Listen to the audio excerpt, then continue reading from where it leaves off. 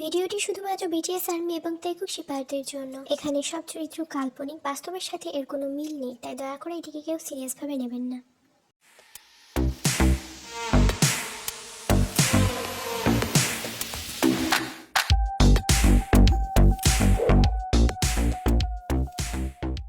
জিনু, জিনু, কি হয়েছে নামজিন? তে কোথায় জিনু? ও ও তো কলেজে গেছে মনে হয়। তো কলেজে গেছে না অন্য কোথাও? আমি তোমাকে মেয়েটাকে একটু শাসন করে রাখতে বলেছিলাম, করেছো সেটা? নামজুন, একটা মাত্র মেয়ে, আদরে এতদিন বড় হয়েছে, হঠাৎ করে শাসন করতে গেলে কি শুনবে? শুনবে না মানে? শুনতে হবে। মাথা ঠান্ডা করো নামজুনি। আজকে আসুক সে মহারানী বাড়ি, ফোনটাও তো বন্ধ। আমি ওর কলেজ থেকেই ফিরছি জানো, সেখানে তো ও যায়নি।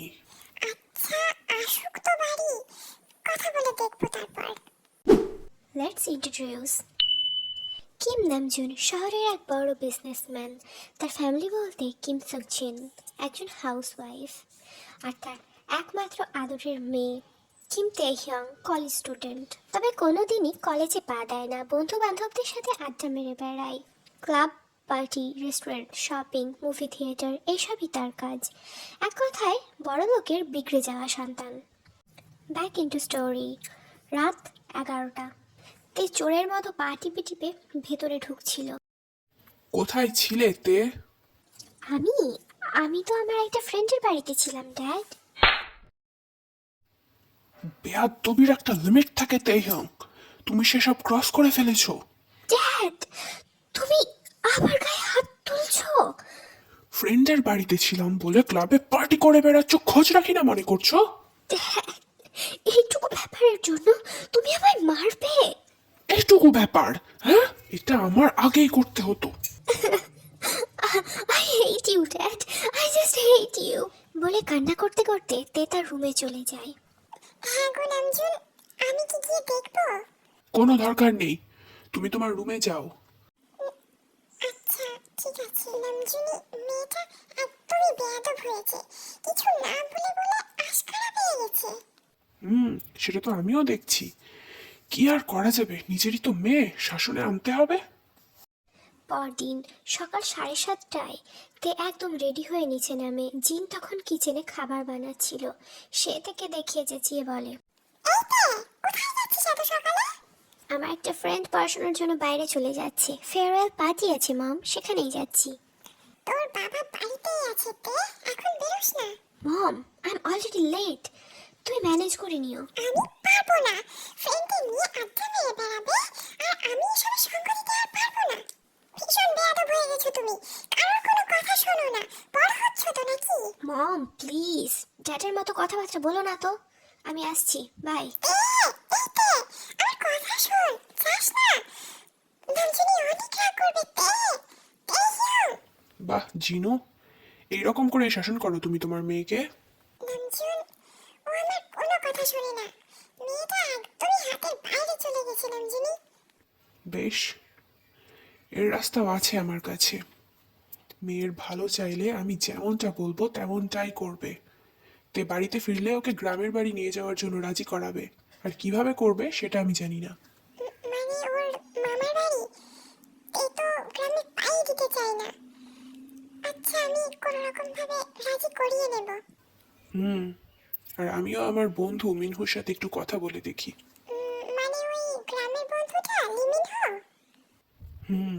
তুমি কি করবে ভাবছো নামজুন? তোমার মেয়েকে আমি গ্রামে রেখে আসবো, আমাদের কথা শুনবে না, আমি ওর গার্জেন চেঞ্জ করে দেব। নামজুন, ভালো করে ভেবে বলছো তো? আমার সব ভাবা হয়ে গেছে। Time skip. রাত 8টা। তে যখন বাড়িতে ঢোকে, নামজুন আজও ডাইনিংয়ে বসে তার জন্য অপেক্ষা করছিল। সেই সকাল 8টায় বেরিয়ে এখন রাত 8টা বাজছে, এতক্ষণে ঢোকার সময় হলো তোমার? আজ তো আমি বেশি দেরি করিনি ড্যাড। তে, তুমি তোমার নিজের কোনো শিডিউল ফিক্স করার আগে বলে দিই, কাল তুমি আমাদের সাথে যাবে। তোমাদের সাথে কোথায় যাব? কাল কলেজে অ্যানুয়াল ফাংশন আছে।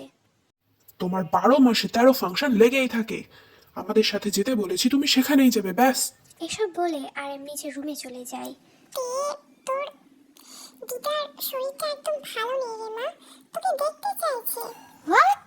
ওই গ্রামে যাওয়ার কথা বলছো? আর ওই বুড়ি আমাকে কেন দেখতে চাইছে?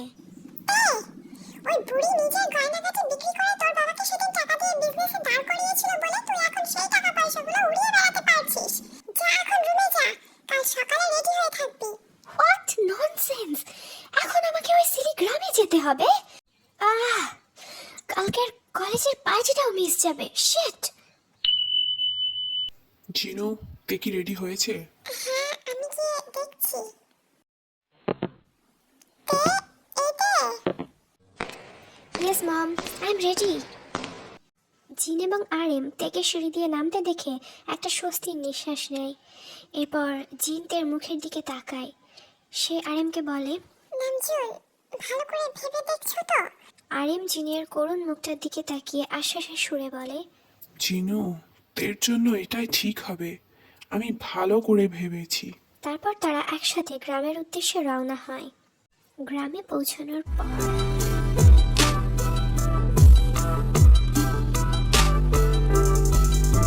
বাবা নামজুল, মিহু বাড়িটাকে তো বেশ সুন্দর করেছে। কত বড় জায়গা, ভারী সুন্দর তো। হবে না? তার ছেলে ভীষণ শৌখিন, সে নিজে একজন ইঞ্জিনিয়ার, আবার ফার্মিংও করে, ভীষণ স্মার্ট আর শিক্ষিত। আমার মেয়েটাকে ভালোই জব্দ করতে পারবে কিন্তু। কথাটি বলে আরএম এবং জিন পিছনের সিটে বসে থাকা তের দিকে তাকায়। তে তখনও নিজের মতো কানে ইয়ারফোন লাগিয়ে মোবাইল স্ক্রল করতে ব্যস্ত। গন্তব্য এসে গেছে, তবুও তার কোনো হেলদোল নেই। জিন এবার শক্ত হয়ে তেকে ডাক দেয়। তে, এবার নামো, আমরা চলে এসেছি। তেইয়া, চলে এসেছি। তে এবার বাইরের দিকে তাকায়।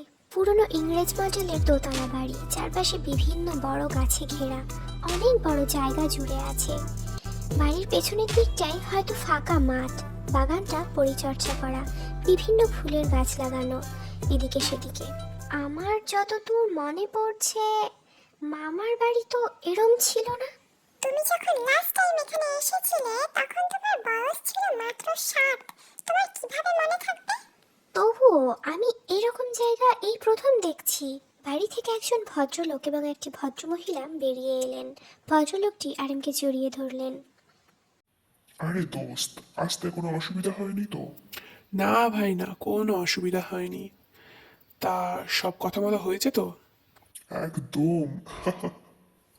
তে তার মাকে কিছু জিজ্ঞেস করার জন্য তার দিকে তাকাতেই দেখে তার মাও ওই ভদ্রমহিলার সাথেই ব্যস্ত।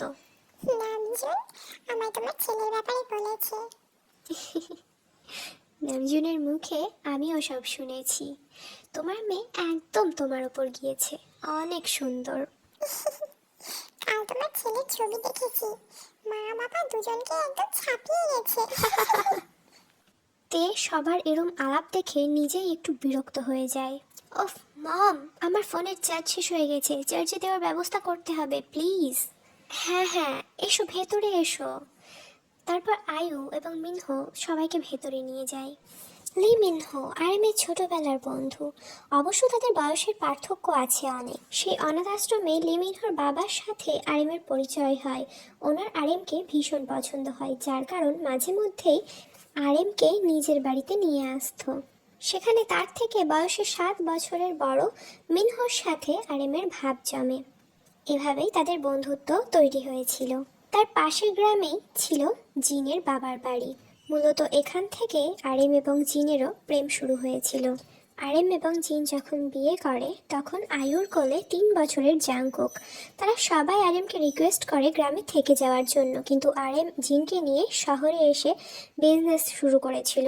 প্রথম 5 বছর জিন এবং আরেম গ্রামে দেখা করতে এলেও তে জন্মানোর পর আর আরেমের কাজের চাপ বেড়ে যাওয়ার পর তাদের আর এখানে তেমন আশাই হতো না। শেষ এসেছিল তখন তের বয়স ছিল মাত্র 7 বছর। তারপর থেকে আজ পর্যন্ত তাদের ফোনেই যোগাযোগ হয়েছে। আজ প্রায় 15 বছর পর তারা সবাই একসাথে হয়েছে। তারা নিজেদের মধ্যে গল্প করতে ব্যস্ত, মাঝখান থেকে তে বোর হচ্ছে। তা জাঙ্কু কোথায় মিনহু? ও এখন খামারে, সকালে গরু মুরগি ভেড়াদের সাথে সময় কাটে জাঙ্কুকের। আর এখন তো আমরা একটা গাধাও দিয়ে যাব।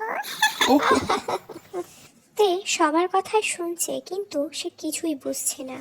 আচ্ছা তোমরা বসো, আমি জলখাবার নিয়ে আসছি। এরপর আয়ু টেবিল ভর্তি করে পোলাও, মাংসের কোরমা, মাছের কালিয়া, গাজরের হালুয়া সবই আরেমের পছন্দের খাবার রান্না করে রেখেছে। সবাই খাওয়া দাওয়া শেষ করে। তাহলে কাজটা সারা যাক এবার। মিনহু, জাঙ্কুক কি আসবে? না, ও আসবে না, ও সাইন করে গিয়েছে। আচ্ছা, তাহলে পেপারসগুলো আনো। আয়ু গিয়ে পেপারস নিয়ে আসে। তেহিয়াং তীক্ষ্ণ নজরে সবকিছু পর্যবেক্ষণ করছে। আরেমের ডাকে তার ধ্যান ভেঙে যায়। তেহিয়াং, এখানে সাইন করো। কিসের পেপার সেগুলো ড্যাড? Registry paper. এনাদের ছেলে জাঙ্কুকের সাথে তোর রেজিস্ট্রি। হোয়াট? বাট কেন? রেজিস্ট্রি কেন হয় তে? বিয়ের রেজিস্ট্রি? কি? আমি ওই খাবারে খাতে জাঙ্কুকে বিয়ে করব?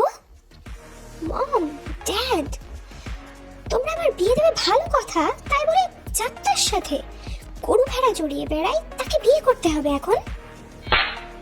কথাটি বলার সঙ্গে সঙ্গে তের গালে সজোরে একটা থাপ্পড় পড়ে। মুখ সামলে কথা বলো তে। তোমার কপাল ভালো, তোমাকে আমরা রাস্তায় ফেলে দিচ্ছি না। ছেলে মেয়েকে স্কুলে পাঠায় শিক্ষিত করার জন্য, কিন্তু তুমি পড়াশোনা তো কিছুই শিখলে না, সামান্য ভদ্রতাটাও শেখাতে পারলাম না তোমাকে। এখন থেকে তুমি এনাদের দায়িত্বে থাকবে, চুপচাপ সাইন করে দাও। শান্ত হও নামজুন। আমরা তোর বাবা মা, তোর খারাপ চাইবো না নিশ্চয়। যা করছি তোর ভালোর জন্যই করছি, সাইনটা করে দে। না, কখনো না। এর থেকে ভালো হতো আমাকে রাস্তায় ফেলে দিতে। একটা গ্রামের চাষা ছেলেকে আমি কখনো বিয়ে করব না। ভদ্রভাবে কথা বলো তে, চুপচাপ সাইন করে দাও, নাহলে এতদিন না করা শাসন একেবারে পুষিয়ে দেবো, যেটা তুমি একদমই নিতে পারবে না। তোমরা তোমরা কি ভাবছো সাইন করলেই আমি এখানে থেকে যাব, বাথরুমের মতো সংসার করতে লাগবো? দাও পেপারস দাও, আমি সাইন করে দিই। তবে তোমরা শুনে রাখো, আমি কখনোই এখানে সংসার করব না। ওই চাষা ছেলেকে আমি কিছুতেই মেনে নেব না। এসব বলেই তে আরেমের হাত থেকে পেপারগুলো নিয়ে রাগে দুঃখে সাইন করে দেয়। জিন আয়ুর হাতটা ধরে বলে, দিদি, এবার থেকে আমার মেয়ের দায়িত্ব কিন্তু তোমাদের। হ্যাঁ হ্যাঁ, তোমরা একদম চিন্তা করো না, বাকিটা আমরা দেখে নেব। মিনহু, আমার বেয়াদব মেয়েটাকে তোদের হাতে দিয়ে গেলাম, একটু মানুষ করে নিস। আরে ভাই, তুই একদম চিন্তা করিস না, আমার ছেলে সব ঠিক করে নেবে। তারপর জিন এবং আরেম সময় নষ্ট না করে সেখান থেকে চলে আসে, পেছনে ফেলে আসে রাগে কষ্টে পুড়তে থাকা তেকে।